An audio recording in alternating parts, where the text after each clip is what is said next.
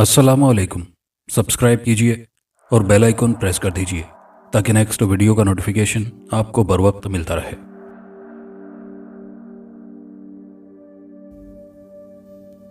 रात का पिछला पहर था।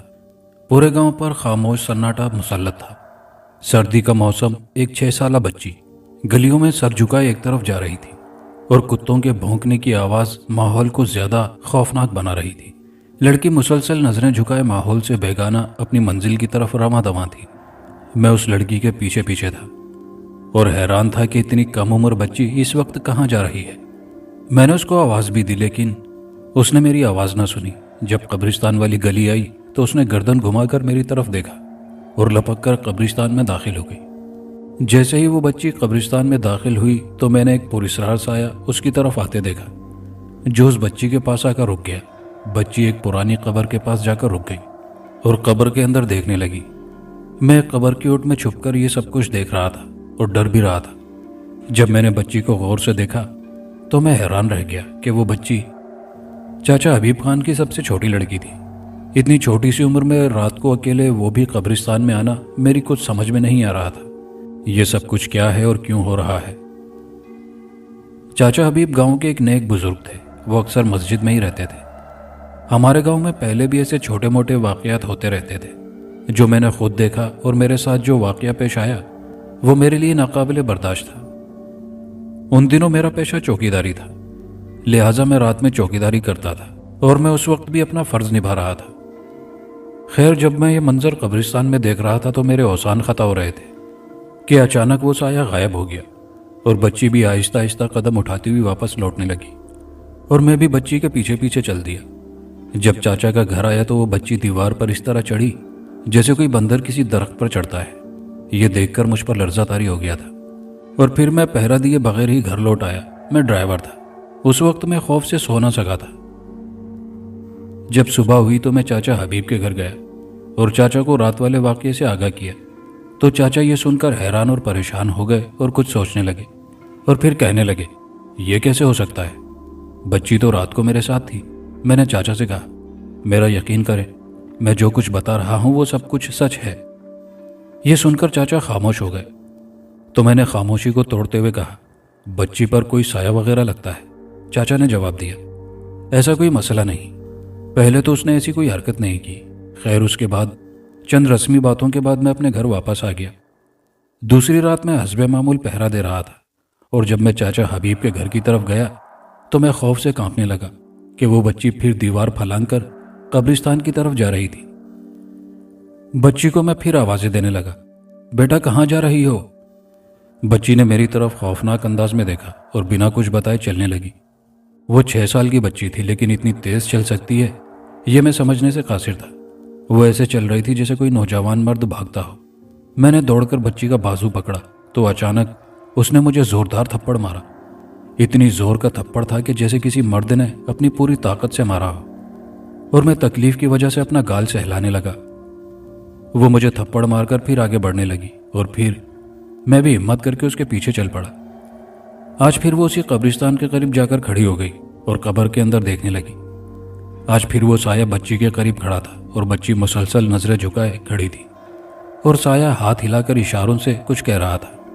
तकरीबन 4-5 मिनट इशारों का यही सिलसिला चलता रहा और फिर बच्ची नजरें झुकाए वापसी के लिए मुड़ी तो साया भी कब्रिस्तान में दाखिल हो गया। सख्त सर्दी के मौसम में भी मुझे डर की वजह से पसीना आ रहा था। मैंने डरते हुए अपनी जगह छोड़ दी और आहिस्ता आहिस्ता फिर उस बच्ची के पीछे घर तक आ गया तो देखा कि आज फिर बच्ची उसी तरह दीवार फलांग कर अंदर गई।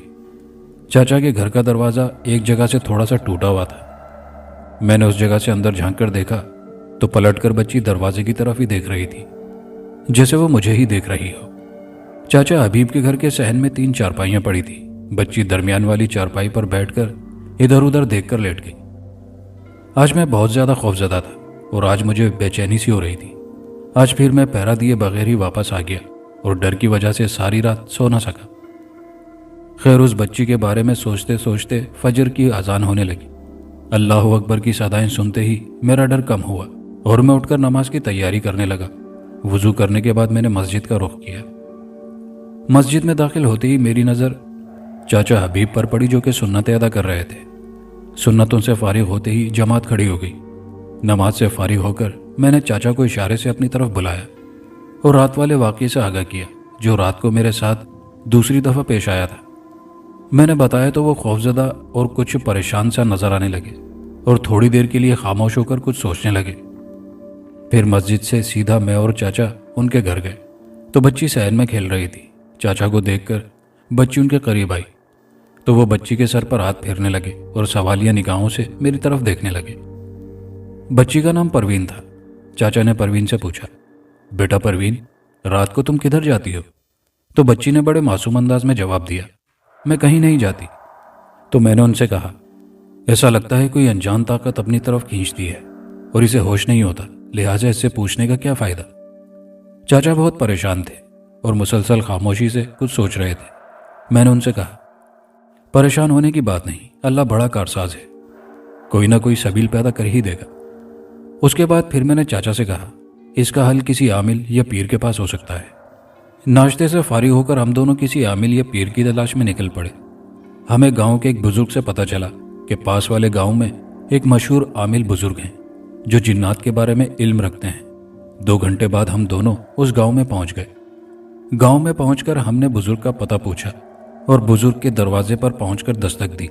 تقریباً 2-3 بار دستک دینے پر ایک نوجوان آدمی باہر آیا تو ہم نے اسے سلام کیا اور بزرگ کے بارے میں پوچھا تو اس نے کہا، جی یہی گھر ہے، لیکن وہ گھر پر نہیں ہے۔ ہم اس کی بات سے مایوس نہیں ہوئے۔ چاچا نے پوچھا، بیٹا اب وہ کہاں ہیں؟ تو اس نے کہا، کسی کام کے سلسلے میں شہر گئے ہیں اور شاید کل تک آ جائیں۔ ہم نے اس نوجوان کا شکریہ ادا کیا اور واپسی کے لیے چل پڑے۔ میں نے چاچا سے کہا، ہم کل ضرور آئیں گے۔ واپسی پر چاچا بہت پریشان اور گھبرائے ہوئے تھے۔ ہماری واپسی پر شام کے سائے لمبے ہونے لگے تھے۔ میں نے چاچا کو حوصلہ دیا اور اپنے گھر کا رخ کیا، لیکن میں بھی اس مصیبت سے پریشان تھا۔ حالات کے پیش نظر میری راتوں کی نیند اچاٹ ہو چکی تھی۔ اسی بارے میں سوچتے سوچتے فجر کی اذانیں ہونے لگی۔ جب میں نماز کے لیے گھر سے نکلا اور اپنے گھر کی چوکھٹ سے قدم باہر رکھا تو سب سے پہلے میری نظر چاچا حبیب اللہ پر پڑی۔ میں چاچا کو اتنی صبح دیکھ کر حیران ہو گیا تو چاچا نے بات تیزی سے کرتے ہوئے کہا، نماز سے فارغ ہو کر اس بزرگ کے پاس جانا ہے۔ چاچا بہت بے چین لگ رہے تھے۔ چاچا اتنے بے چین تھے کہ اگر ان کے بس میں ہوتا تو وہ مجھے رات کو ہی عامل کے پاس لے جاتے۔ میں نے کہا، ضرور، ہم انشاءاللہ نماز سے فارغ ہو کر چلیں گے۔ خیر ہم نماز سے فارغ ہو کر بزرگ کے گاؤں کی طرف روانہ ہو گئے۔ آج وہ گھر پر ہی تھے۔ ہم نے عامل صاحب کو سلام کیا تو انہوں نے بڑے پیار سے ہمارے سلام کا جواب دیا۔ تقریباً ان کی عمر 70 سال کے لگ بھگ تھی۔ نورانی چہرہ، ان کی آنکھوں سے روب جھلکتا تھا۔ عامل صاحب نے ہمیں دیکھتے ہی کہا، کہو بھائی کیسے آنا ہوا؟ ان کے اس انداز سے میں ذرا چونک سا گیا، جیسے عامل صاحب ہمیں پہلے سے جانتے ہو۔ تو میں نے سارا واقعہ بیان کیا جو چاچا حبیب کی بیٹی کے ساتھ ہوتا تھا۔ میری بات پوری ہوتے ہی عامل صاحب نے ہم سب سے مخاطب ہو کر کہا، انشاءاللہ اس کا حل ہو جائے گا، آپ فکر نہ کیجیے۔ عامل صاحب کے کمرے کا ماحول بہت ہی پراسرار تھا۔ کمرے میں ایک طرف الماری تھی، اس میں بہت سی پرانی کتابیں پڑی ہوئی تھیں۔ انہوں نے ان میں سے 2 کتابیں چاچا کو پکڑائیں اور تاکید کی کہ مضبوطی کے ساتھ ان کتابوں کو پکڑے رہنا۔ اس کے بعد عامل صاحب ہمارے گاؤں کی طرف روانہ ہو گئے۔ پورے راستے میں عامل صاحب نے ہم سے کوئی بات نہ کی۔ چاچا اور ہم حیرانی سے ایک دوسرے کے منہ کو تک رہے تھے۔ جب ہم عامل کے ساتھ گاؤں میں داخل ہوئے تو سب لوگ حیرت کی نظر سے ہمیں دیکھنے لگے اور جو عامل صاحب کو جانتے تھے وہ آگے بڑھ کر عامل صاحب کو سلام کرنے لگے۔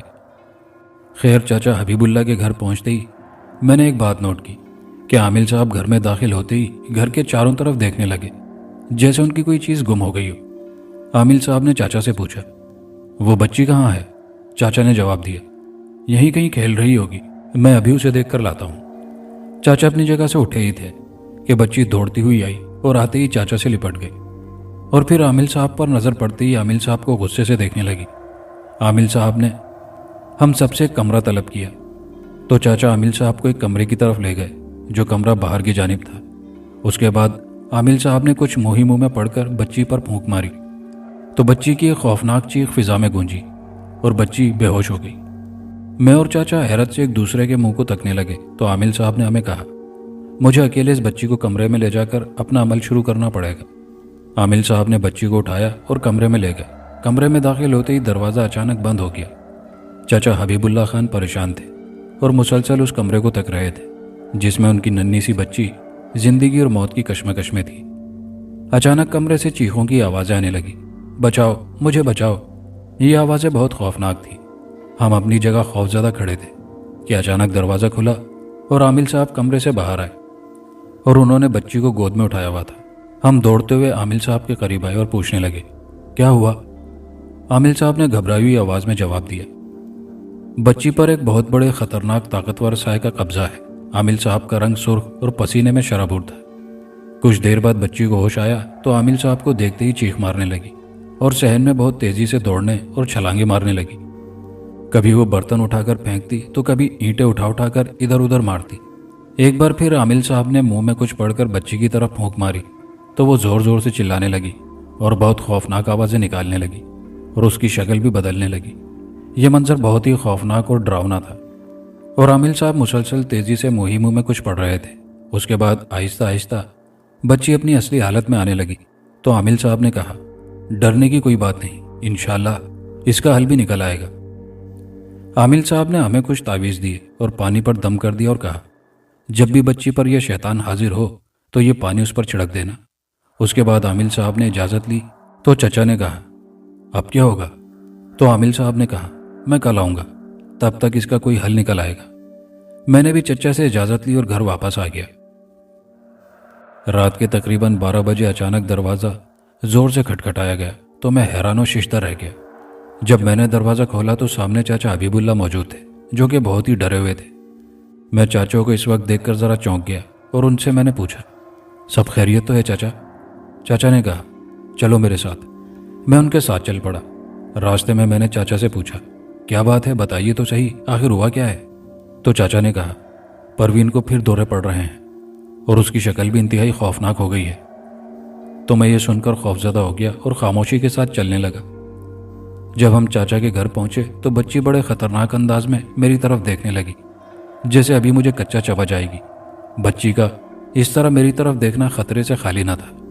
وہ میری طرف دوڑتی ہوئی آئی تو ڈر سے میرے پاؤں کے نیچے سے زمین سرک گئی۔ میں بہت گھبرایا ہوا تھا۔ وہ میرے بہت قریب آ کر رک گئی اور پھر مجھے گریبان سے پکڑ لیا اور مرد کی آواز میں کہنے لگی، تو لایا تھا اس پیر کو، تم جتنی مرضی کوششیں کر لو، میں اس بچی کا پیچھا نہیں چھوڑوں گا۔ میں طاقتور جن ہوں، تمہیں شاید میری طاقت کا اندازہ نہیں۔ اور پھر اس نے مجھے ایک زوردار تھپڑ رسید کیا۔ بچی کا تھپڑ پڑتے ہی میرے 14 طبق روشن ہو گئے۔ میں اپنے ہوش و آواز کھو بیٹھا۔ تھپڑ اتنا زوردار تھا کہ میرا سر چکرانے لگا۔ مجھے تھپڑ لگتے ہی چاچا میری طرف دوڑتے ہوئے آئے۔ چونکہ وہ بچی اب صحن میں دوڑتی پھر رہی تھی اور ڈراؤنی آوازوں سے ماحول کو اور خوفناک بنا رہی تھی۔ میں نے ذرا اپنا ہوش و آواز قائم کیا اور اٹھ کر ایک سائڈ پر کھڑا ہو گیا اور چاچا بھی میرے قریب تھے جو کہ مجھ سے پوچھ رہے تھے، بیٹا تم ٹھیک تو ہو؟ میں نے ڈرتے ہوئے جواب دیا، ہاں میں ٹھیک ہوں۔ بچی مسلسل صحن میں چیخ رہی تھی، بار بار دیوار پر چڑھتی، کبھی دوڑتے ہوئے ہماری طرف آتی اور کہا لگا کر چلی جاتی، تو کبھی کوئی چیز اٹھا کر ہماری طرف پھینکتی۔ میں اور چاچا بہت ڈرے ہوئے تھے اور پریشان بھی تھے۔ ہم میں اتنی طاقت بھی نہ تھی کہ اس بچی کو روک سکتے۔ اس دوران میں نے اونچی آواز میں بسم اللہ کا ورد شروع کر دیا۔ جیسے ہی میں نے اللہ کا نام لیا، وہ ایک دم رک گئی اور میری طرف غصے سے دیکھنے لگی اور مجھ سے کہنے لگی، یہ سب پڑھنا بند کر۔ لیکن میں مسلسل اونچی آواز میں پڑھتا رہا۔ وہ آہستہ آہستہ پھر اپنی اصلی حالت میں آنے لگی اور ایک سایہ اس کے جسم سے جدا ہو کر غائب ہو گیا اور بچی بے ہوش ہو گئی۔ تقریباً آدھے گھنٹے تک بچی بے ہوش پڑی رہی۔ میں اور چاچا نے ڈرتے ڈرتے بچی کو اٹھایا اور چارپائی پر لٹا دیا اور پھر بیٹھ کر باتیں کرنے لگے۔ فجر کی اذان سنتے ہی میں اور چاچا مسجد میں گئے۔ نماز سے فارغ ہو کر میں نے اور چاچا نے خصوصی دعا کی۔ دعا سے فارغ ہو کر میں اور چاچا گھر واپس آ گئے۔ آ کر بچی کو دیکھا تو وہ سوئی ہوئی تھی۔ ایک طرف بچھی ہوئی چارپائی پر ہم بیٹھ گئے۔ ابھی ہمیں بیٹھے ہوئے تقریباً آدھا گھنٹہ ہی ہوا تھا کہ دروازے پر دستک ہوئی تو چاچا نے دروازہ کھولا تو باہر عامل صاحب کھڑے تھے۔ انہوں نے ہم سب کو سلام کیا اور چاچا سے پوچھا، اب پروین کیسی ہے؟ تو چاچا نے رات والا سارا واقعہ عامل صاحب کو سنا دیا۔ عامل صاحب نے چاچا کی بات بڑے اطمینان سے سنی اور کچھ دیر خاموش رہے اور پھر خاموشی کو توڑتے ہوئے بولے، آج رات اس کا بھی حل نکل آئے گا انشاءاللہ۔ عامل صاحب نے پھر کہا، آج رات اس بچی کی نگرانی کرنی ہوگی اور اس سے ہمیں یہ بھی پتہ چل جائے گا کہ پروین کو کون سی طاقت قبرستان کی طرف لے جاتی ہے۔ عامل صاحب نے ہم سے قرآن مجید مانگا تو چاچا نے اندر جا کر قرآن مجید لا کر عامل صاحب کو دیا۔ ظہر کی نماز کے بعد عامل صاحب قرآن مجید پڑھنے لگے اور ہم سے کہا، میرے قرآن پاک پڑھتے وقت کوئی بھی میرے پاس نہ آئے، اور اس کمرے میں داخل ہو گئے جو کمرہ انہوں نے کل ہم سے لیا۔ کمرے میں عامل صاحب کو داخل ہوئے 1 گھنٹہ گزر گیا، اور پھر دوسرا گھنٹہ بھی، اور پھر تیسرا گھنٹہ بھی گزر گیا۔ گزرتے گزرتے 4 گھنٹے بعد عامل صاحب کمرے سے باہر آئے تو شام ہو چکی تھی۔ عامل صاحب نے ہم سے کہا، وہ قبرستان کدھر ہے؟ میں اور چاچا عامل صاحب کو اس قبرستان کی طرف لے گئے جہاں رات کو وہ بچی جایا کرتی تھی۔ گھر سے تقریباً 5-6 منٹ کے فاصلے پر وہ قبرستان تھا۔ قبرستان میں ہر طرف سناٹا، خاموشی اور اندھیرا ہی اندھیرا تھا۔ عامل صاحب میری طرف دیکھ کر مخاطب ہوئے، وہ قبر کہاں ہے جہاں سے وہ سایہ نکلتا ہے؟ مجھ سے دور ہو جاؤ، جب تک میں تم کو نہ بلاؤں میرے پاس مت آنا۔ عامل صاحب قبر کو غور سے دیکھنے لگے اور منہ میں کچھ پڑھنے لگے۔ پھر انہوں نے اپنی سائیڈ والی جیب سے بڑی بڑی 4 کیلیں نکالی اور قبر کے چاروں کونوں پر گاڑ دی، تو قبر سے خوفناک آوازیں آنے لگی جس سے ہم خوفزدہ ہو گئے۔ تو عامل صاحب نے ایک طرف ایک گول دائرہ لگایا اور اس میں بیٹھ گئے، اور ہمیں بھی ایک دائرے میں بٹھا دیا، اور ہم سے کہا، جب تک میں نہ کہوں تم دونوں اس دائرے سے ہرگز باہر نہ نکلنا، ورنہ بہت نقصان اٹھانا پڑے گا، اور اس سے بچی کی جان بھی جا سکتی ہے۔ عامل صاحب نے منہ میں کچھ پڑھنا شروع کیا۔ ابھی ان کو عمل شروع کیے ہوئے 4-5 منٹ ہی ہوئے تھے کہ ایک خوفناک جن نظر آیا جس کے ہاتھ میں ایک بہت بڑی تلوار تھی۔ پہلے اس جن نے عامل صاحب کو بہت ڈرایا دھمکایا، لیکن عامل صاحب ثابت قدم رہے۔ اس کے بعد وہ جن ہماری طرف دوڑا، جس سے میں اور چاچا حبیب اللہ گھبرا گئے۔ یہ خوفناک منظر دیکھ کر ڈر کے مارے دائرے سے باہر جانے ہی والے تھے کہ چاچا نے میرا ہاتھ پکڑا اور مجھے اندر رہنے کی تاکید کی، لیکن جیسے ہی اس جن کے پاؤں نے حصار کو چھوا، اس کی خوفناک چیخ فضا میں بلند ہوئی۔ اف میرے خدا! اس کی شکل اس قدر ہیبت ناک تھی کہ اسے دیکھ کر ہمارے رونگٹے کھڑے ہو گئے تھے۔ ابھی ایک بلا سر سے ٹلی ہی تھی کہ اچانک دوسری طرف سے خوفناک آوازیں آنے لگی۔ ہم نے اس طرف مڑ کر دیکھا تو کئی بدروہیں ہماری طرف بھاگم بھاگ دوڑ رہی تھی۔ جیسے ہی ان بدروہوں کے وجود نے حصار کو چھوا تو وہ رونے اور چلانے لگی، لیکن وہ بلائیں سر سے نہ ٹلی اور مسلسل ہم کو ڈرانے دھمکانے لگی۔ یہ منظر انتہائی خوفناک اور دشوار گزار تھا۔ وہ بہت خوفناک تھی، بال بکھرے ہوئے، ناخن بڑے اور دانت بھی نوکیلے تھے جو باہر کی جانب مڑے ہوئے تھے، اور آنکھیں جیسے 0 پاور کے سرخ بلب۔ یہ منظر اتنا خوفناک تھا کہ دیکھنے کے قابل تک نہ تھا۔ ادھر عامل صاحب اب اونچی آواز میں قرآن سورت پڑھنے لگے۔ جیسے ہی انہوں نے اپنی آواز بلند کی تو ان بدروہوں کو آگ لگ گئی اور زور زور سے چیخیں مارنے لگی، اور اچانک غائب ہو گئی، اور پھر قبر سے چیخنے کی آوازیں آنے لگی، اور قبر کے اندر سے ایک پراسرار سایہ نکلا اور گرجدار آواز میں بولا، اے بڈھے، تو جو کچھ پڑھ رہا ہے بہت غلط کر رہا ہے، تو یہ کام نہ ہی کر تو اچھا ہے، یہ اپنا پڑھنا بند کر اور یہاں سے نکل جا۔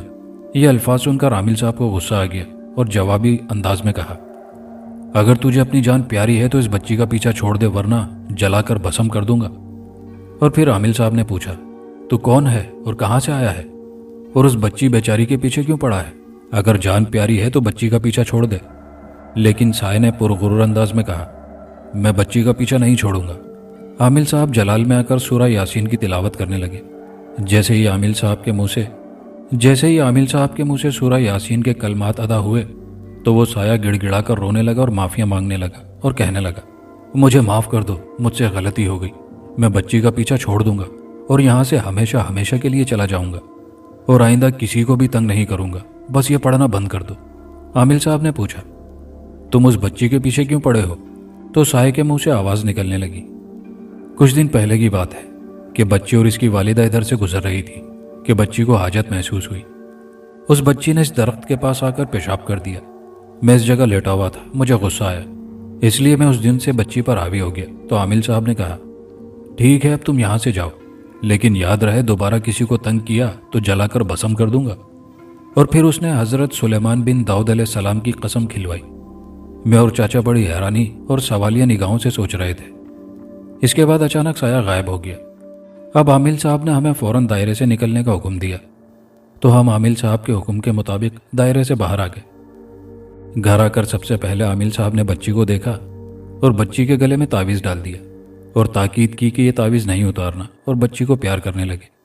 اب بچی پہلے سے بالکل بہتر تھی اور خوشی سے کھیل رہی تھی۔ اس کے بعد چاچا حبیب نے عامل صاحب کا شکریہ ادا کیا اور کچھ روپے دینے کی کوشش کی، لیکن عامل صاحب نے صاف الفاظ میں انکار کر دیا اور کہا، یہ سب کام کرنا میرا فرض ہے، اور میں یہ کام اللہ تعالیٰ کی رضا کے لیے کرتا ہوں۔ اس کے بعد عامل صاحب نے ہمیں ایک نصیحت کی، ہمیں ہر وقت اللہ تعالیٰ کا شکر ادا کرنا چاہیے اور اپنے دلوں کو اسی کی یاد سے آباد رکھنا چاہیے۔ اور یہ نصیحت کر کے عامل صاحب نے مسافہ کیا اور اپنے مکان کی طرف روانہ ہوئے۔ اچانک میری زبان سے نکلا، ہیں وہی جہاں میں اچھے جو آتے ہیں کام دوسروں کے۔ خاص ایپیسوڈ کا دوسرا خوفناک قصہ۔ میں آگرہ سے سکندرا جا رہا تھا۔ میرا دوست ڈاکٹر وسیم اور میرا پرانا ملازم کریم میرے ساتھ تھا۔ کریم سکندرا کے قرب و جوار کا رہنے والا تھا۔ ہماری گاڑی سکندرا کے قریب ایک قبرستان سے ہو کر گزری۔ قبرستان سڑک کے ایک طرف تقریباً 1 فرلنگ تک پھیلا ہوا تھا۔ شکستہ قبروں کے دردناک منظر سے متاثر ہو کر میں دم بخود بیٹھا تھا۔ مجھے ایک دفعہ اسی قبرستان میں ایک عجیب واقعہ پیش آیا۔ کریم نے اچانک ہماری طرف دیکھ کر کہا۔ وسیم گہری سوچ میں تھا، چوکنا ہو کر بولا، کیا کہا کریم؟ کریم کہنے لگا، میں یہاں قریب ایک چھوٹے سے گاؤں میں رہتا تھا۔ یہ کسی زمانے میں شاہی قبرستان تھا۔ اس کے ایک سرے پر ایک علاقہ ہے جس میں ایک باتونی فقیر رہتا تھا۔ گاؤں کے لڑکے اکثر اس سے کہانیاں سننے آیا کرتے تھے۔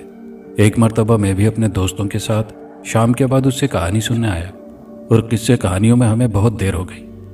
میرے دوستوں نے مشورہ کیا کہ رات یہیں گزارنی چاہیے۔ سردی شدت کی پڑ رہی تھی۔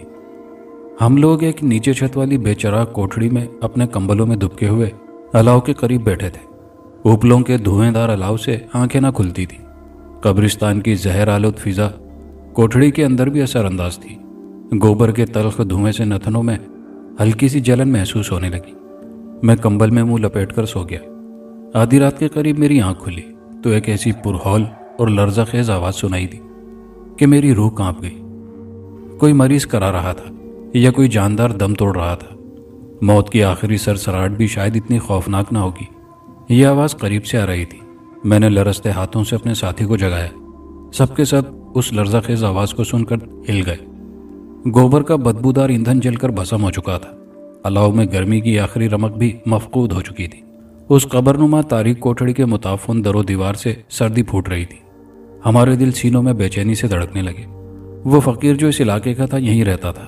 وہ ایک کونے میں گرم گدے پر بستر پر محو خواب تھا۔ ہم نے اسے بمشکل جگایا۔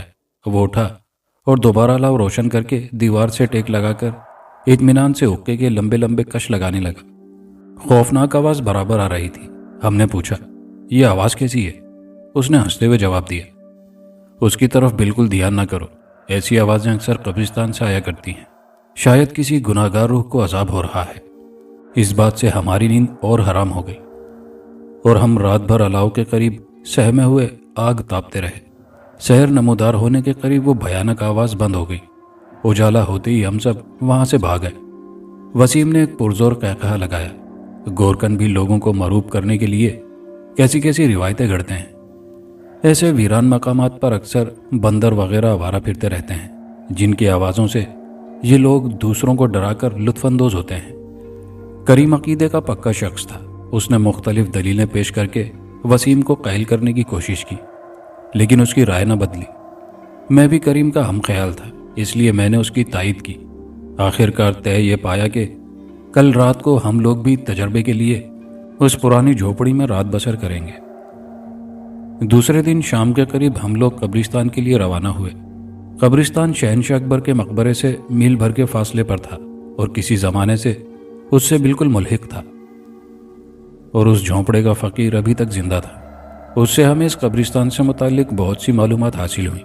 ہم نے اسے انعام دے کر اس بات پر راضی کر لیا کہ وہ آج کی رات ہمیں اپنی کوٹھڑی میں جگہ دے اور خود کسی دوسری جگہ رات بسر کرے۔ سائیں کے جانے کے بعد کریم نے کوٹھڑی صاف کی اور ایک طرف ہمارے بستر لگا دیے۔ خزاں کا موسم تھا۔ ہوا میں بے کلی اور فضا میں ایک درد انگیز تھر تھراہٹ تھی۔ رات کی سنسان تاریکی میں درختوں کی برہنہ شاخوں سے رہ رہ کر ایک ہوک سی اٹھتی۔ دیے کی روشنی کھڑکی کی سیاہ دیواروں میں جذب ہو کر رہ گئی تھی۔ ہم چپ چاپ دم سادے ہوئے بستروں پر پڑے رہے۔ آدھی رات کے قریب جب دنیا نیند میں غرق ہو گئی تھی، اچانک ایک مہیب آواز نے ہمیں خوفزدہ کر دیا۔ ایسا معلوم ہوتا تھا کہ وہ فرشتہ جل کے پھنکارنے کی آواز تھی یا دروغہ جہنم کے ان کوڑوں کی جو کسی گناہگار روح پر برسائے جا رہے ہیں۔ کریم اور مجھ پر خوف و ہراس طاری تھا۔ مگر وسیم پر بجائے خوف کے تعجب کا عنصر غالب تھا۔ وہ جھٹ اٹھا اور ٹارچ ہاتھ میں لے کر باہر نکل گیا۔ ہم نے اسے جاتے ہوئے دیکھا مگر اس کے ساتھ جانے کی جرت نہ ہو سکی۔ تھوڑی دیر میں وہ واپس آیا اور قبریں کھودنے والی کدال لے کر دوبارہ باہر جانے لگا۔ ہم نے بڑے اصرار سے اسے روکا لیکن وہ ضدی انسان راز کی تہہ تک پہنچنے پر تلا تھا۔ بے پرواہی سے کہنے لگا، میری فکر نہ کرو، میں لاشوں کی صحبت میں بیٹھنے کا عادی ہوں۔ میں نے کدال کی طرف اشارہ کرتے ہوئے کہا، تاہم اس کام کے لیے یہ وقت موزوں نہیں ہے، صبح کو دیکھا جائے گا۔ مگر وہ روکے نہ رکا۔ آخر کار کریم بھی ساتھ چلنے کے لیے تیار ہو گیا۔ میرے لیے تنہا رہنا دشوار تھا۔ جبرن قہرن میں بھی ان کے ساتھ ہو لیا۔ خوفناک آواز ہوائی سرسراہٹ کے ساتھ ناگوار گونج پیدا کر رہی تھی۔ خشک پتوں کی چڑمڑ کی صدا اسے روحوں کے چلنے پھرنے کا گمان ہوتا تھا۔ ایک اجڑے درخت کے سوکھے ہوئے تنے سے ہمیں سوئے ہوئے گنجے سر والے گدھ روشنی پڑتے ہی لمبی لمبی گردنیں باہر نکال کر ہمیں دیکھنے لگے۔ ٹارچ کی جھلملاتی روشنی میں ہمارے سائے لمبے اور ڈراؤنے ہو رہے تھے۔ سہمے ہوئی فضا میں قبریں خود سے مسکراتی ہوئی معلوم ہوتی تھی۔ ہم محسوس کرنے لگے کہ مردے اپنی بے نور آنکھیں پھاڑ پھاڑ کر ہمیں قبروں سے گھور رہے ہیں اور وہ بھی اپنے استخوانی ہاتھ بڑھا کر ہمیں پکڑ لیں گے۔ اس تکلیف دہ خیال کے زیر اثر میں بار بار اپنے سائے سے ڈر کر اچھلنے لگا۔ مگر آفرین ہے وسیم پر، وہ جانتا بھی نہ تھا کہ ڈر کس کو کہتے ہیں۔ وہ بے گھٹ کے قبروں کو رونتا ہوا ایک پرانی قبر پر جا کر کھڑا ہوا۔ اس قبر کا تعویذ جو کبھی پختہ تھا اب میٹھے خربوزے کی طرح تڑک کر پھٹ چکا تھا۔ اس پر بے حد کائی جمی ہوئی تھی۔ دائیں طرف ایک خزاں رسیدہ جھاڑی تھی جس کی سوکھی ہوئی لمبی لمبی ٹہنیاں قبر پر پھیلی ہوئی تھی۔ سرہانے کی طرف پتھر کی سل پر متوفی کا نام وغیرہ تحریر تھا جو کائی کی کثرت کی وجہ سے اس وقت نہ پڑا گیا۔ یہ آواز اسی قبر سے آ رہی تھی۔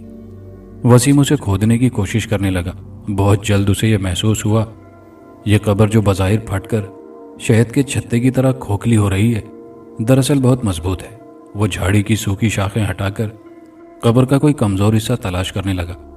اچانک اس کا پاؤں جھاڑی کی جڑ کے قریب ایک گڑھے میں جا پڑا۔ اس نے ٹارچ سے دیکھا تو ایک سوراخ تھا۔ وسیم اس سوراخ کو غور سے دیکھنے لگا۔ کدال کی آواز پڑتے ہی وہ آواز اچانک بند ہو گئی، مگر دھن کا پکا وسیم اپنے کام میں مصروف تھا۔ کریم ٹارچ لیے کھڑا تھا اور میں سوراخ سے نکلتی ہوئی مٹی کو کانپتے ہوئے ہاتھوں سے پرے پھینک کر جگہ صاف کرتا رہا تھا۔ 1 گھنٹے میں اس نے قبر کی داہنی طرف کی بنیاد اکھیڑ کر رکھ دی۔ اس کے بعد اس نے پوری طاقت سے تعویذ سا خول اکھاڑ کر پرے پھینک دیا۔ اب قبر ہمارے سامنے بالکل پھٹی پڑی تھی۔ اف، اس قدر دردناک منظر سے ہمارے دل تڑپنے لگے۔ قبر میں لاش کے قریب ایک نوزائیدہ بچہ پڑا ہوا اس مردے کے پستان چوس رہا تھا۔ اس مردے کا تمام جسم مٹی ہو رہا تھا مگر دونوں پستان تازہ دودھ سے بھرے ہوئے تھے۔ بچے کی شکل نہایت مکروہ تھی۔ بے اختیار میرے منہ سے چیخ نکلی اور کریم بھی بھوت بھوت کہہ کر پیچھے ہٹا، لیکن وسیم نے بچے کو اپنے بازوؤں میں لے لیا اور کوٹھڑی میں لے آیا۔ دیے کی مسلسل روشنی سے بچہ گھبرا کر رونے لگا۔ اس کی بھیانک آواز کوٹھڑی کی دھندلی دیواروں سے ٹکرانے لگی۔ میں اور کریم اچک کر کونے میں جا گھسے۔ یہ وہی آواز تھی جو قبر کے اندر سے سنائی دیتی تھی۔ اس آواز میں اتنی کرختگی تھی کہ خدا کی پناہ یہ ایک ننھے سے بچے کی آواز نہیں کہی جا سکتی تھی۔ وسیم بھی پل بھر کے لیے بوکھلا گیا، تاہم فوراً ہی آواز درست کر کے بولا، ڈرنے کی کوئی وجہ نہیں، اسے کچھ غذا دینی چاہیے۔ یہ کہہ کر وہ اٹھ کر بھدے سے طاقچے میں رکھے ہوئے مٹی کے ٹوٹے پھوٹے برتنوں میں کوئی کھانے کی چیز تلاش کرنے لگا۔ آخر ایک برتن میں اسے تھوڑا سا گھی مل گیا جو اس نے بچے کو چٹایا اور اس نے رونا بند کر دیا۔ ہم نے رات آنکھوں میں کاٹ دی۔ صبح سویرے سائیں کے آنے سے پہلے ہی میں اور کریم قبرستان میں گئے اور رات کی اکھیڑی ہوئی قبر کے تعویذ کا خول بدستور قبر پر رکھ کر کچھ مٹی سے اس کو بھر دیا۔ سرہانے کی طرف لگی ہوئی سیل سے متوفیہ کا نام وغیرہ پڑھنا چاہا۔ حرف کائی کی وجہ سے تہوں سے بالکل معدوم ہو چکے تھے۔ میں نے رومال پانی میں بھگو کر ان پر رگڑا۔ آخر کار بڑے مشکل سے شمس النہار پڑا گیا۔ باقی حرف نہ پڑھے جاتے تھے۔ جب ہم لوگ واپس کوٹھڑی میں آئے تو وسیم بولا، ہمیں سائیں کے یہاں آنے سے پہلے ہی نکل جانا چاہیے۔ سائیں کو اس بچے کی برآمدگی سے مطلع کرنا اچھا نہیں۔ میں نے کہا، چھپانے سے کیا فائدہ؟ وہ بولا، اگر کسی کو معلوم ہو گیا تو یہ بات مشہور ہو جائے گی اور تمام دنیا سے دیکھنے کے لیے ٹوٹ پڑے گی، اس طرح بچہ مر جائے گا۔ میں نے کہا، اس بچے کا پالنا خطرے سے خالی نہیں۔ وہ بولا، کیوں کیا تم نے بڑے بوڑھوں سے بچپن میں نہیں سنا کہ کئی لوگوں کو قبرستان سے ایک ایسا بچہ دستیاب ہو جو حاملہ عورتوں کی میتوں نے قبروں میں جنے تھے؟ میں نے کہا، وہ تو محض پرانی روایتیں ہوا کرتی تھی، بھلا کوئی ایسی باتوں پر یقین بھی کر سکتا ہے؟ وسیم کہنے لگا، لیکن ایسی صورت میں جب کہ یہ روایت ہمارے سامنے عملی جامہ پہن چکی ہے، خواہ قائل ہونا پڑتا ہے۔ اس کی زبان سے الفاظ سن کر میں لاجواب ہو گیا۔ اس کے بعد وسیم بچے کو لے کر باہر نکل گیا اور ہم سائیں کے آنے تک وہیں ٹھہرے رہے۔ وسیم نے بچے کو پالنا جس قدر آسان سمجھ رکھا تھا، اتنی ہی دشواریاں پیش آئیں۔ وہ بچہ کریم کے سپرد کر دیا گیا، مگر وہ بھی ذمہ داری کو نہ نبھا سکا۔ آخرکار اسے ایک بے اولاد بیوہ کو دے دیا گیا۔ اس نے بچے کا نام صفدر رکھا۔ اس کے کفیل ہم لوگ تھے۔ وہ اس غریب بیوہ کی زیر نگرانی پرورش پاتا رہا۔ چند ماہ کے اندر اس بچے کی شکل اتنی تبدیل ہو گئی کہ پہچانا نہ جاتا تھا۔ اس کے پچکے ہوئے گالوں نے گوشت سے پر ہو کر اسے حسین بنا دیا تھا۔ اس پریزاد بچے کی بڑی بڑی اور گول مٹول آنکھیں خاص طور پر خوبصورت اور چمکیلی تھی۔ مجھے اور کریم کو بنسبت وسیم کے اس بچے سے زیادہ انس ہو گیا تھا۔ بچہ حیرت انگیز طور پر نشوونما پا رہا تھا۔ بچے کے دماغ میں کوئی پیدائشی نقص تھا۔ 2 برس کا ہوا تو غریب بیوہ کو شکایت رہنے لگی کہ بچہ نہایت بد مزاج ہے۔ جس گلاس سے وہ پانی پی لے اس میں خود پانی نہیں پیتا اور اسے اپنے برابر بیٹھنے نہیں دیتا۔ وہ 4 سال کا ہوا تھا کہ وہ خوبصورت بیوہ فوت ہو گئی۔ اب اسے دوبارہ کریم کے سپرد کر دیا گیا۔ گھر لا کر ہمیں اس کی عادات و اطوار کا صحیح اندازہ ہوا۔ جس طرح اس کی شخصیت پراسرار تھی، اسی طرح اس کے طور طریق بھی نرالے تھے۔ وہ اجلے اور بھڑکیلے کپڑوں کا شائق اور عطریات کا شوقین تھا۔ جب تک دسترخوان پر بہت سے کھانے نہ ہوں وہ خوش نہ ہوتا۔ ہمیشہ اپنی ٹوپی میں پھول یا پرندے کا پر لگاتا اور گاؤ تکیے کے سہارے بیٹھ کر تنہا کچھ سوچا کرتا۔ وہ قدرے شاعر اور حاضر جواب تھا۔ 10-12 سال کی عمر میں اچھے شعر کہنے لگا، لیکن تعلیم کی طرف راغب نہ ہوا۔ اس کی طبیعت میں فیاضی اس درجے تھی کہ جب کبھی بھنگی اسے سلام کرتا تو اسے گھر کی چیزیں اٹھا کر انعام میں دے دیتا۔ اس کے رنگ ڈھنگ دیکھ کر ہم اسے صفدر جنگ کہنے لگے تھے۔ یہاں یہ کہہ دینا ضروری ہے کہ صفدر جنگ کو ہم نے اس کے پراسرار حالات سے بالکل ناواقف رکھا تھا اور اس سے اس کے متعلق کسی قسم کا ذکر نہ کرتے تھے۔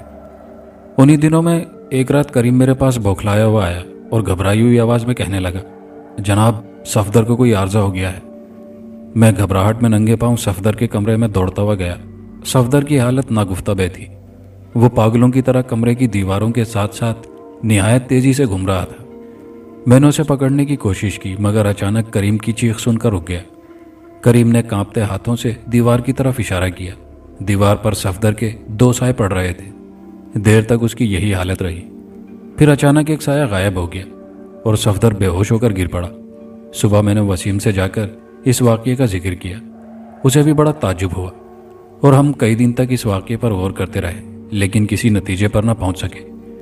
یہ واقعہ ہفتے کی رات کا تھا۔ دوسرے ہفتے کی رات کو اس کی طبیعت اچانک پھر بگڑ گئی۔ اس کے سائے 2 ہو گئے اور وہ کمرے میں گھومنے لگا۔ اس کے بعد صفدر کی ہر ہفتے کی رات کو یہ حالت ہونے لگی۔ ہم نے بہتر علاج معالجے کرائے، عالموں کی طرف رجوع کیا، دم جھاڑ ٹونے ٹوٹکے وغیرہ بھی کیے، لیکن کوئی فائدہ نہ ہوا۔ آخر ایک دن وسیم میرے پاس آیا اور اس نے مجھے ایک عجیب خبر سنائی۔ وہ کہنے لگا، شہر کے مشہور و معروف رئیس دیوان جی کو عصیب ہو گیا ہے۔ ہر ہفتے کی رات کو ان کے 2 سائے ہو جاتے ہیں اور وہ پاگل پنے میں ایک لکڑی کے صندوق سے ٹکرے مار کر بے ہوش ہو جاتے ہیں۔ اس خبر نے مجھے عجیب اور حیرت میں ڈال دیا۔ ہم دونوں دیوان صاحب کے گھر پہنچے۔ دیوان صاحب قدیم راجپوت کے آخری چشم و چراغ تھے۔ وسیم سے ان کی پرانی الیک سلیک تھی۔ وہ بہت خوش اخلاقی سے مل مگر ان کے چہرے پر پریشانی کے آثار تھے۔ ان کی بیماری کے متعلق باتیں ہوتی رہیں۔ وسیم نے صفدر کا ذکر بھی شروع کر دیا اور اس کی تمام داستان انہیں کہہ سنائی۔ اچانک مجھے خیال آیا۔ میں نے کہا، دیوان جی، میں وہ صندوق دیکھنا چاہتا ہوں جس سے ٹکرے مار کر آپ بے ہوش ہو جاتے ہیں۔ آپ شوق سے دیکھ سکتے ہیں، دیوان صاحب بولے۔ اس میں پرانے زمانے کی چند تحریروں اور اسلحے کے سوا کچھ نہیں۔ دیوان صاحب ہمیں کمرے کے اندرونی حصے میں لے گئے جہاں ایک پرانی طرز کے دالان نما کمرے کے کونے میں لکڑی کا بہت پرانا صندوق رکھا تھا جس پر قدیم ساخت کا سرخ چمکیلا روغن کیا گیا تھا اور وہ جا بجا پیتل کے بڑے بڑے پھول اور پتیاں جڑی ہوئی تھی۔ دیوان صاحب نے صندوق کھولا۔ اس سے پہلے کے 2 خانوں میں ان کے آبا و اجداد کا سپاہ گری کا ساز و سامان اور دوائیں رکھی تھی، اور نچلے تہہ خانے میں دستاویزات اور دوسرے کاغذات رکھے ہوئے تھے۔ ہم دیر تک ان کاغذات کا معائنہ کرتے رہے، ہمیں کوئی ایسی چیز دکھائی نہ دی جو ان واقعات پر روشنی ڈال سکتی۔ آخر دیوان صاحب صندوق بند کر کے چھت کے اوپر کے خانے میں مجھے ایک زرد ملالدانی نظر آئی۔ میں نے اسے اٹھا کر کھولا۔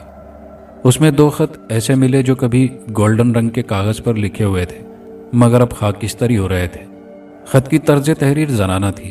ایک خط کا یہ مضمون تھا: میری غمگسار بہن ورشا دیوی، تسلیم، میں آپ کے ارشاد کے مطابق راکھی لے کر دیوان جی تلک کلراج کے پاس گئی ہوں۔ انہوں نے جس ہمدردی اور جانثاری کا ثبوت دیا وہ میرا دل ہی جانتا ہے۔ وہ جتنے بہادر ہیں اتنے ہی رحم دل بھی ہیں۔ انہوں نے جان پر کھیل کر مجھے اپنے پتی سے ملایا۔ پتی دیو کی حالت دیکھ کر میرا غم سے دل پھٹ گیا۔ وہ بالکل پہچانے نہیں جاتے۔ ان کی شہزادگی فقیری میں تبدیل ہو رہی ہے۔ ان کی صحت بھی نہایت خراب ہے۔ بھلا شاہی محلات میں عیش و عشرت کے خوگر شہزادے کو قلعہ گوالیار کے تنگ و تاریک تہخانے کی ہوا کیسے راس آتی؟ مجھے کیا معلوم تھا کہ میرے سنہرے خوابوں کی یہ بھیانک تعبیر ہوگی۔ میں پتی دیوتا کو بجائے ہم نشی ہونے کے خاک نشی دیکھوں گی۔ کاش ہمارے دن پھر بدل جائیں، مگر نہیں، یہ خیال مشکل ہے۔ بھائی کی سنگ دلی پر ان کا دل ٹوٹ چکا ہے۔ اب وہ ملک گیری کی سوچ میں انسانی خون بہانے سے سخت متنفر ہیں۔ اب ان کے دل میں صرف یہی آرزو ہے کہ ان کی لاش بجائے تہخانوں میں سڑنے کے ان کے آباء و اجداد کی لاشوں میں دفن ہو۔ میں اس وصیت کو پورا کرنے کا مقدس اگنی کنڈ پر قسم کھا کر ان سے عہد کر چکی ہوں۔ اب اس قسم کی ادائیگی مجھ پر فرض ہے۔ اگر میری عمر نے وفا نہ کی تو شہزادہ مراد کا وہ بچہ جو میرے پیٹ میں ہے میری قسم پوری کرے گا۔ فقط پربھاوتی عرف شمس النہار۔ شمس النہار کا نام پڑھ کر میرے رونگٹے کھڑے ہو گئے۔ مجھے اس قبر پر لکھا ہوا نام یاد آ گیا جسے صفدر برآمد ہوا تھا۔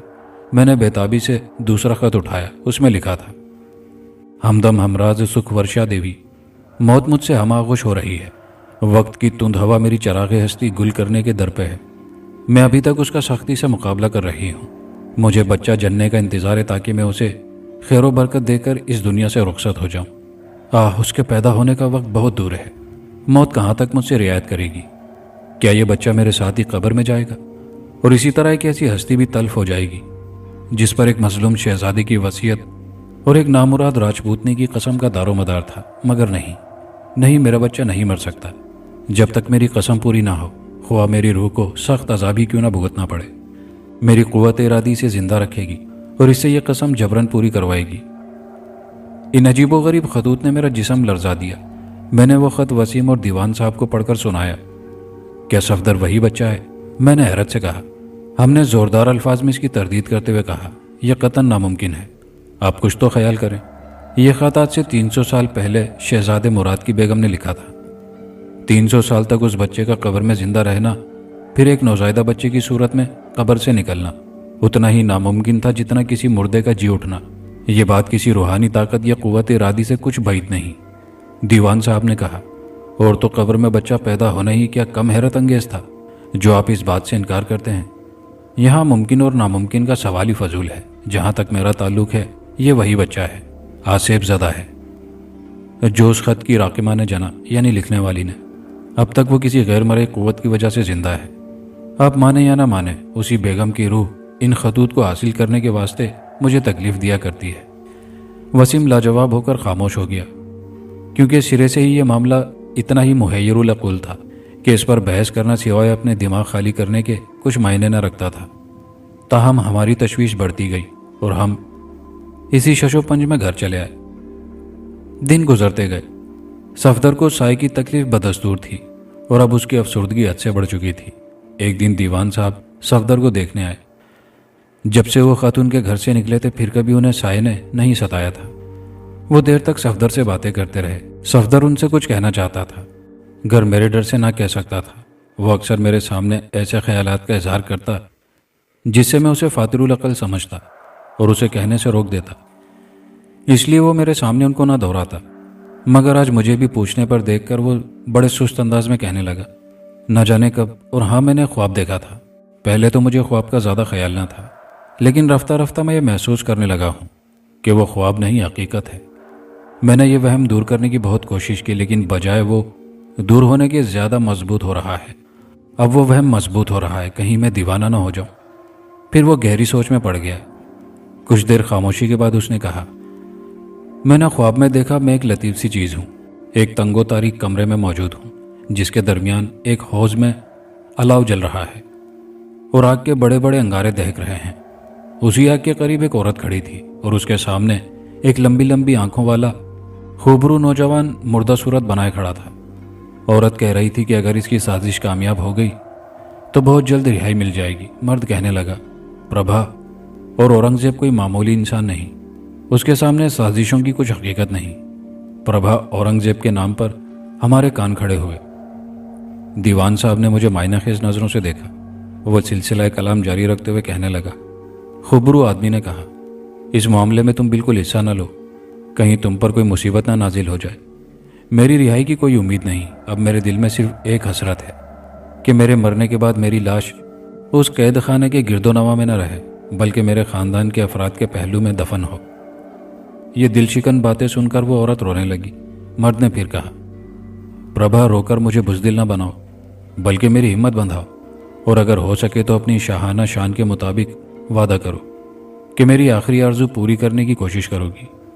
یہ سنتے ہی عورت فوراً آنسو پہنچ کر تن کر کھڑی ہو گئی۔ اس نے سنجیدگی سے اس جلتی ہوئی آگ کی طرف اشارہ کر کے جواب دیا کہ بحیثیت ایک شاہی خاندان کی عورت کے اس مقدس اگنی کنڈ پر حلف اٹھا کر کہتی ہوں، اگر خدا نخواستہ کوئی ایسی ویسی بات ہو گئی تو میں آپ کو ضرور کسی شاہی قبرستان میں پہنچا کر چین لوں گی۔ اگر میں مر گئی تو یہ بچہ جو اس وقت میرے پیٹ میں ہے یہ میری قسم پوری کرے گا۔ جس وقت وہ عورت قسم کھا رہی تھی مجھے ایسا محسوس ہوا کہ جو الفاظ وہ کہہ رہی ہے وہی میں حرف بحرف دہرا رہا ہوں۔ جس وقت وہ عورت قسم کھا رہی تھی مجھے ایسا محسوس ہوا کہ جو الفاظ وہ کہہ رہی ہے وہی میں حرف بحرف دہرا رہا ہوں، یا دوسرے لفظوں میں نے بھی وہی قسم کھائی ہے۔ اس کے عہد کا حال مجھے کچھ معلوم نہیں، البتہ روز بروز میری بے قراری بڑھ رہی ہے اور میں ہر وقت انہی خیالات میں غرق رہتا ہوں۔ دوسرے دن دیوان صاحب نے مجھے اور وسیم کو بلا بھیجا اور کہنے لگے، میں دعوے سے کہتا ہوں کہ صفدر وہی پراسرار بچہ ہے جس کا ذکر شہزادہ مراد کی بیگم نے اس خط میں کیا تھا، اور اس لڑکی کی باتوں سے صاف ظاہر ہے کہ اس کی روح بیدار ہے اور کسی پراسرار دنیا میں اس قسم کی ادائیگی کا اقرار کر چکی ہے۔ وسیم کہنے لگا، اتنی صدیوں کے بعد ایک گمنام لاش کی جستجو کتنی مزے کا خیز بات ہے۔ دیوان صاحب بولے، تمہیں قسم کی ادائیگی یا لاش سے کیا غرض؟ لڑکے کو صرف اس خیال سے وہاں لے جانا چاہیے کہ شاید اس سرزمین پر اس کے قدم پڑنے سے ایک بے چین روح کو تسکین ہو جائے اور وہ اسے ستانا چھوڑ دے۔ ان پے در پہ انکشافات نے ہمیں چکر میں ڈال رکھا تھا، اس لیے دیوان صاحب کے کہنے پر ہم صفدر کو سیر کے بہانے گوالیار لے گئے۔ گوالیار پہنچ کر ہم دوسرے دن قلعہ دیکھنے گئے۔ زمانہ قدیم کی صنعت و عجائبات دیکھتے ہوئے ہم وہاں پہنچ گئے۔ وہاں ایک مضبوط جسم کا بوڑھا چوکیدار ملا جو سر پر بڑا سا پگڑ باندھے کھڑا تھا۔ اس کی الجھی ہوئی داڑھی تھی اور گھنے گھنے ابروؤں کے نیچے گول گول چمکتی ہوئی آنکھوں سے سخت گیری جھلک رہی تھی۔ اس نے خاص انداز سے تن کر ہمیں سلام کیا، پھر ہاتھ سے ہمیں پیچھے آنے کا اشارہ کر کے آگے ہو لیا۔ وہ کئی ایک زینے اور بھول بھلائیاں طے کرتا ہوا ہمیں ایک وسیع صحن میں لے گیا جس کے ارد گرد بڑے بڑے فراخ دالان موتی نما ستونوں پر کھڑے تھے۔ ویران محل کے اداس در و دیوار تاریخ کی کہانی سنا رہے تھے۔ بوڑھے چوکیدار نے اپنی پھٹی ہوئی جیب سے زرد کاغذ کا ایک بوسیدہ ٹکڑا نکالا اور اسے دیکھ کر کہنے لگا، یہ جگہ وہ ہے جہاں بچپن میں راجے ایک مدت تک قید رکھے گئے۔ آخرکار سری گوبند مہاراج نے انہیں رہائی دلائی۔ اس کے بعد وہ واپس لوٹا اور شان تحکم سے ہمارے آگے چلنے لگا، گویا یہ عالی شان قلعہ اس کے باپ دادا کی ملکیت تھی۔ وہ بے شمار زینے اترتا کئی تکونی ڈیوڑیاں عبور کرتا ہوا ہمیں ایک تہخانے میں لے گیا۔ اس گھپ اندھیرے میں ہم بہت گھبرائے ہوئے، مگر بوڑھے چوکیدار نے جلدی سے برقی لیمپ روشن کر دیا۔ برقی روشنی سے تہخانے کی تاریک بدنما پتھر کی عمارت جگمگا اٹھی۔ اس تہخانے کی درمیانی کنبنما چھت سنگی ستونوں پر کھڑی تھی جن کے محرابوں کے دونوں طرف موٹے موٹے آئینی کڑے لٹک رہے تھے۔ ستونے کے پیچھے ایک روشنی سی بنی ہوئی تھی۔ زینے کی جالیوں سے آنے والی پریشان ہوا کے جھونکے تہخانے کی قبرنما تنگ دروازے سے داخل ہو کر ایسی دردناک آواز پیدا کر رہے تھے جیسے کوئی بدقسمت اسیر سسکیاں لے رہا ہو۔ گنوار چوکیدار نے جھٹ زرد رنگ کا کاغذ جیب سے نکالا اور پڑھنے لگا، اس تہہ خانے میں مجرموں کو قید کیا جاتا تھا اور باغیوں کو ان آہنی کڑیوں سے باندھ کر کوڑے برسائے جاتے تھے۔ ہم چپ چاپ چوکیدار کی باتیں سن رہے تھے۔ صفدر پاگلوں کی طرح چکر لگانے میں مصروف تھا۔ معلوم ہوتا تھا وہ کسی چیز کی تلاش میں ہے۔ کچھ دیر بعد وہ خاموشی سے ستون سے ٹیک لگا کر سوچنے لگا، پھر چوکیدار سے کہنے لگا، تمہارا نام کیا ہے اور تم کب سے یہاں ملازم ہو؟ بوڑھے نے جھٹ جیب سے زرد کاغذ نکال کر دیکھا اور جواب دیا۔ اس نے ایک انتہائی طویل اور مشکل سا ایک عجیب سا نام بتایا۔ ہم برسوں سے اس قلعے کے محافظ ہیں۔ بوڑھے کی زبانی ایک ہی سانس میں اتنا لمبا شجرہ نسب سن کر ہمیں بے اختیار ہنسی آ گئی اور صفدر بھی مسکرا دیا۔ اس پر بوڑھا چوکیدار فخر سے اگڑتا ہوا تہہ خانے سے نکلا اور پھر اس سے بھی نیچے جانے کے لیے زینے اترنے لگا۔ یہ زینے بہت تنگ و تاریک تھے، مگر چوکیدار بجلی کے قمقمے روشن کرتا گیا، اس لیے کوئی خاص دقت نہ ہوئی۔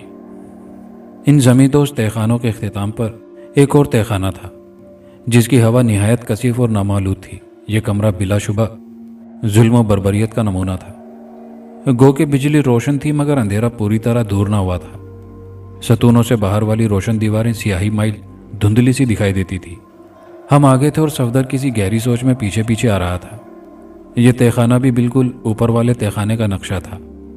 وہی ستونوں پر جھکی ہوئی گنبد نما چھت، وہی محرابوں پر لٹکے ہوئے آہنی کڑے، اسی طرح کی روش۔ البتہ یہاں ایک چیز کا اضافہ تھا، تہہ خانے کے عین درمیان کچھ 4 یا 5 فٹ گہرا حوض بنا ہوا تھا۔ چوکیدار کاغذ دیکھ کر کہنے لگا، صاحبان یہ وہ تہہ خانہ ہے جہاں اورنگزیب بادشاہ نے اپنے بھائی شہزادہ مراد کو قید کر رکھا تھا۔ اس حوض کو اگنی کنڈ کہتے ہیں۔ جو ہی بوڑھے کی زبان سے الفاظ نکلے، صفدر ہمیں دھکیلتا ہوا آگے بڑھا اور بے تحاشا چیخیں مارتے ہوئے اس حوض میں کود پڑا اور سسکیاں بھرتے ہوئے کہنے لگا، یہ وہی جگہ ہے اور یہ وہی اگنی کنڈ ہے جہاں خواب میں نے ایک عورت کو قسم کھاتے ہوئے دیکھا تھا۔ بہت دیر تک وہ دیوانہ وار پھرتا رہا۔ آخر کار بڑی مشکل سے اسے سمجھا بجھا کر ہم واپس لائے۔ گوالیار آئے ہوئے ہمیں 3 روز گزر چکے تھے۔ ہفتے کی رات تھی۔ اچانک کریم نے جگا کر ہمیں اطلاع دی کہ صفدر غائب ہے۔ اس خبر سے ہمیں سخت تشویش ہوئی۔ ہمیں خطرہ تھا کہ وہ کسی نئی مصیبت کا شکار نہ ہو جائے۔ ہمیں یقین تھا کہ وہ ضرور قلعے کی طرف گیا ہوگا۔ چنانچہ ہم لوگ بھی اس کے تعاقب میں روانہ ہو گئے۔ گوالیار گیٹ کے قریب ہمیں ایک سایہ سا دکھائی دیا۔ یہ صفدر تھا جو اندھا دھند قلعے کے دروازے کی طرف جا رہا تھا۔ وسیم کی رائے تھی کہ اس کے کام میں دخل نہ دیا جائے اور چپ چاپ اس کا تعاقب کر کے دیکھیں وہ کرتا کیا ہے۔ دروازے کے قریب پہنچ کر ہمیں انتہائی تعجب ہوا کیونکہ قلعے کے صدر دروازے کی کھڑکی کھلی ہوئی تھی۔ صفدر اس کھڑکی کے راستے سے اندر داخل ہو گیا تھا۔ ہم بھی دبے پاؤں دروازے کے قریب گئے اور کھڑکی کے اندر سے جھانک کر دیکھا تو ایک عجیب نظارہ دکھائی دیا۔ وہ دیوار کی طرف منہ کیے کھڑا تھا۔ دیوار پر اس کے 2 سائے پڑ رہے تھے۔ وہ دیوانوں کی طرح ان سایوں سے باتیں کر رہا تھا۔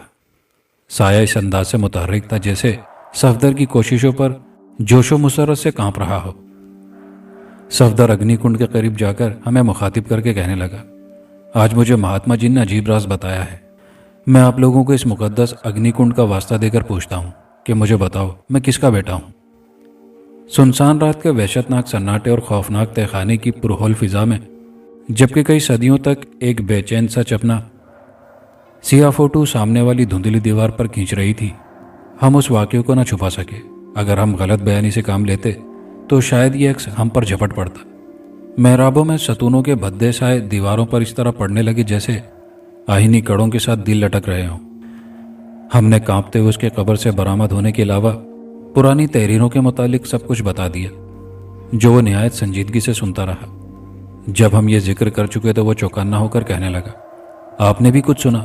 ہم نے تو نفی میں جواب دیا، مگر کریم تھراتے ہوئے بولا، ہاں میں نے سنا۔ ابھی یہ بات اس کے منہ میں ہی تھی کہ اچانک ایک دل دہلا دینے والی ڈراؤنی آواز سنائی دی۔ ہمارے دل بے ترتیب زور سے دھڑکنے لگے۔ اوف خدا کی پناہ! یہ آواز ہڈیوں کی کھڑکھڑاہٹ تھی جو ایک تاریک کونے سے سنائی دے رہی تھی۔ میری روح کھینچ کر آنکھوں میں آ گئی۔ میں ٹکٹکی باندھ کر اس کی طرف دیکھنے لگا۔ میرا خیال تھا کہ ابھی ایک ہڈیوں کا ڈھانچہ ہمارے سامنے آ کھڑا ہوگا، مگر خدا کا شکر ہے ایسا نہ ہوا۔ البتہ وہ دل خراش کھڑکھڑاہٹ تھوڑے وقفے کے بعد بدستور ہوتی رہی۔ صفدر بالکل بے خوف اس دیوار سے کان لگا کر اس آواز کو سن رہا تھا۔ آخرکار اس نے کہا، ضرور اس جگہ کہیں میرے ماں باپ کی ہڈیاں مدفن ہیں۔ دیوار کے پیچھے ٹھوس پہاڑ تھا۔ اس نے دریچے نما ڈیوڑے کی طرف جو دیوار کا تھوڑا سا حصہ خالی تھا جا کر دیکھنا شروع کیا۔ اس جگہ برقی روشنی صاف طور پر نہ پڑتی تھی، اس لیے بہت مشکل پیش آ رہی تھی۔ آخر کار بڑی مشکل سے اسے دیوار میں ایک چھوٹے سے دروازے کی ڈاٹ نظر آئی، جو بعد میں پتھروں سے چن دی گئی تھی۔ اس ڈاٹ کا درمیانی حصہ بجا کر دیکھنے سے کھوکھلا معلوم ہوتا تھا۔ صفدر نے کریم سے اس کا شکاری چاقو لے کر پتھریلی دیوار کو کھودنا شروع کیا اور گھنٹے بھر کی لگاتار کوشش سے ایک پتھریلی اینٹ نکالنے میں کامیاب ہو گیا۔ اس کے بعد وہ سوراخ میں ہاتھ ڈال کر اینٹوں کو زور زور سے اکھاڑنے لگا۔ اس کا خیال صحیح تھا۔ کسی زمانے میں یہاں ایک الماری ہوتی تھی جس کا دروازہ ڈیوڑی میں تھا۔ جب دیوار میں کافی شگاف ہو گیا تو ہم بھی اس کام میں اس کا ہاتھ بٹانے لگے اور مسلسل محنت کے بعد ہم نے وہ چٹکی ہوئی ڈاٹ پوری کھول کر رکھ دی۔ یہ ایک الماری کا خانہ تھا جس میں انسانی ہڈیوں کا ایک ڈھانچہ پڑا ہوا تھا۔ صفدر اس ڈھانچے کے قریب دوزانوں بیٹھ کر دعا کرنے لگا۔ ہم بھی اس کے ساتھ دعا میں شامل تھے۔ گویا یہ ایک بدنصیب تاجدار کی نماز جنازہ تھی جو 3 صدیوں کے بعد 4 آدمیوں نے نہایت بے سر و سامانی سے ادا کی۔ دعا کے بعد وہ ہڈیوں کو بوسہ دے کر اٹھا اور گلوگیر آواز میں کہنے لگا، اب ان مقدس ہڈیوں کو یہاں سے کس طرح لے جائیں؟ کریم نے اپنا کمبل زمین پر پھیلا دیا جس میں سب ہڈیاں اکٹھی کر کے باندھ لی گئیں۔ ہم تہ خانے سے نکل کر تیزی سے تمام پہاڑی راستہ عبور کر کے ہم چپ چاپ باہر نکل آئے۔ اس واقعے کے بعد دوسرے دن پھر ہم ایک دفعہ سکندر آئے، کیونکہ اس فقیر کی مدد سے ان ہڈیوں کو وہاں ٹھکانے لگانا آسان تھا۔ چنانچہ ایسا ہی ہوا۔ رات کے وقت جب آسمان تاریک بادلوں سے گھرا ہوا تھا، ہوا ٹھنڈی سانس بھر رہی تھی۔ ایسا معلوم ہوتا تھا کہ صدیوں سے محو آرام شاہی خاندان کی روحیں اپنے ایک فرد کی آمد کے انتظار میں کئی پرانی قبروں سے جھانک رہی ہیں۔ ہم ان ہڈیوں کو کفن میں باندھ کر وہاں لے گئے۔ بوڑھا فقیر اور کریم ہمارا انتظار کر رہے تھے۔ انہوں نے قبرستان میں گڑھا کھود رکھا تھا جہاں اس گمنام تاجدار کی پامال شدہ ہڈیوں کو دبا دیا گیا۔ عین اسی وقت خانہ بدوشوں کی جھوپڑی سے کسی نے نہایت سوزو گداز سے گایا اور ساتھ ہی نازک نفیس ہستیوں کے خوشبودار خمیر میں گندھا ہوا زمین پر شکل بنانے لگا۔ ہمیں محسوس ہوا کہ سینکڑوں گل بدن روحیں اپنے بچھڑے ہوئے عزیزوں کی بوسیدہ ہڈیوں سے لپٹ کر نثار ہو رہی ہوں۔ صفدر نے اپنی ماں کی شکستہ قبر بھی دیکھی۔ اس کی حالت دیکھ کر وہ بہت آزردہ ہوا۔ میں نے فوراً اس کی مرمت کا انتظام کر دیا۔ دوسرے دن شام تک مرمت ہو گئی۔ شام کے قریب ہم اسے واپس لائے تو وہ بالکل پاگل ہو چکا تھا۔ اسے بڑے مشکل سے سلا دیا گیا، مگر آدھی رات کو میری آنکھ کھلی تو صفدر بستر پر موجود نہ تھا۔ اس نے بدحواسی سے وسیم اور کریم کو جگایا اور اس کی تلاش شروع کی۔ رات سخت اندھیری تھی، ہاتھ کو ہاتھ سجھائی نہ دیتا تھا۔ تیز ہوا کے جھکڑ ہمیں دھکیل کر پیچھے ہٹا رہے تھے اور آندھی کا غبار راستہ روکنے کے در پر تھا اور درخت غیظ و غضب سے دوہرے ہو کر ہمیں پکڑنے کو دوڑ رہے تھے۔ ہم اس کی تلاش میں قبرستان کی طرف روانہ ہوئے۔ صبح تک ہم پھرتے رہے۔ صبح کے وقت ایک جھاڑی کے قریب ہمیں صفدر کے پاؤں کا ایک بوٹ پڑا ملا۔ بوٹ کو دیکھ کر ہمیں کچھ تسلی ہوئی۔ کریم کہنے لگا، صفدر کہیں قریب میں ہی ہوگا، ضرور اپنی ماں کی قبر پر آئے گا، یہاں اس کا انتظار کرنا چاہیے۔ اس کی ماں کی قبر دیکھ کر ہمیں بہت حیرت ہوئی۔ قبر کے ان درمیان میں ایک لمبی لکیر نمودار ہو رہی تھی، گویا معلوم ہوتا تھا کہ قبر شک ہو کر دوبارہ ملی ہے۔ میں گہری سوچ میں پڑ گیا۔ اچانک میری نظر ایک عجیب چیز پر پڑی۔ انتہائی رنج و غم سے میری چیخ نکل گئی، کیونکہ سرہانے کے قریب قبر کی لکیر نما درز سے صفدر کے کوٹ کا کونا باہر نکلتا نظر آ رہا تھا۔ وہ دوبارہ اسی قبر میں جا سویا تھا جہاں سے اس کو لایا گیا تھا۔ اور کہانی کے آخر میں آپ کی گزارشات پر آپ کے نام: ثنا خان صاحبہ ہیں جوگیشوری، ممبئی، مہاراشٹر، انڈیا سے۔